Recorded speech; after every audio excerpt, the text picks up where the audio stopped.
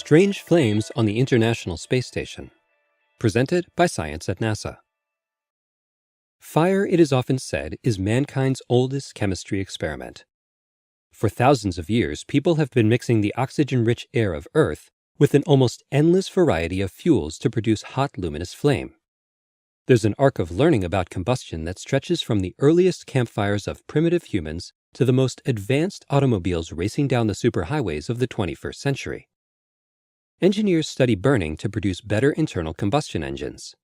Chemists peer into flames looking for exotic reactions. Chefs experiment with fire to cook better food. You would think there's not much more to learn. Dr. Foreman A. Williams, a professor of physics at the University of California, San Diego, would disagree. When it comes to fire, he says, we're just getting started. Flames are hard to understand because they're complicated. In an ordinary candle flame, thousands of chemical reactions take place. Hydrocarbon molecules from the wick are vaporized and cracked apart by heat.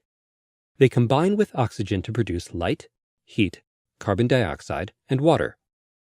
Some of the hydrocarbon fragments form ring-shaped molecules called polycyclic aromatic hydrocarbons, and eventually, soot. Soot particles can themselves burn or simply drift away as smoke. The familiar teardrop shape of the flame is an effect caused by gravity. Hot air rises and draws fresh, cool air behind it. This is called buoyancy and is what makes the flame shoot up and flicker. But what happens when you light a candle, say, on the International Space Station?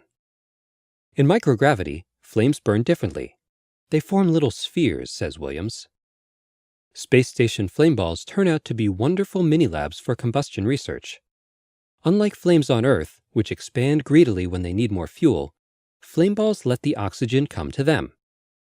Oxygen and fuel combine in a narrow zone at the surface of the sphere, not hither and yon throughout the flame.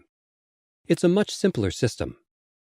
Recently, Williams and colleagues were doing a space station experiment called FLEX to learn how to put out fires in microgravity when they came across something odd.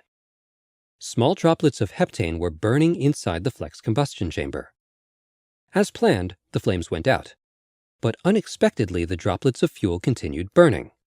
That's right, burning without flames, says Williams. At first, we didn't believe it ourselves.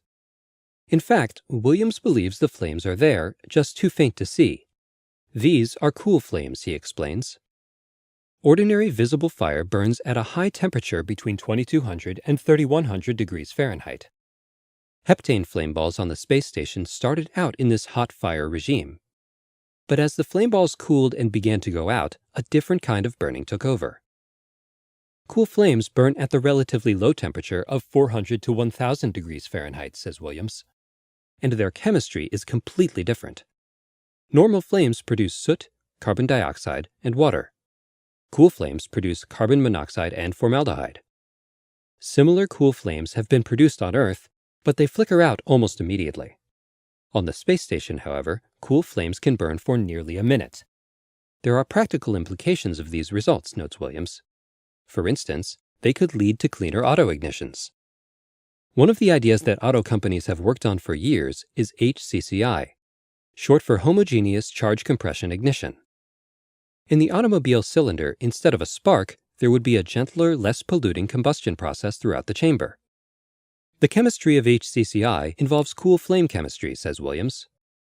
The extra control we get from steady-state burning on the space station will give us more accurate chemistry values for this type of research. Just getting started, indeed. For more information about strange flames and other mysteries in Earth orbit, stay tuned to science.nasa.gov.